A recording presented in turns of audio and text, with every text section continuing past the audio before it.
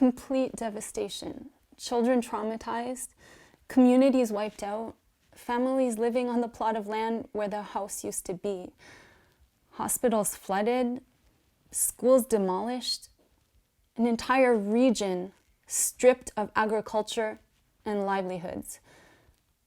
More buildings destroyed than those left standing. This is the destruction I witnessed in the aftermath of Hurricane Matthew in southern Haiti. But I also witnessed the incredible strength and unity of Haitian people. Haitians are not just victims and survivors, but they're experts and leaders. And as we try to help them rebuild, we need to do so in a way that is sustainable, that keeps families together, and that's culturally sensitive. This means asking Haitians what they think are sustainable solutions for their communities, and then providing them with the resources. My local staff are currently evaluating families' needs based on shelter, education, and livelihoods. But this is where we need your help.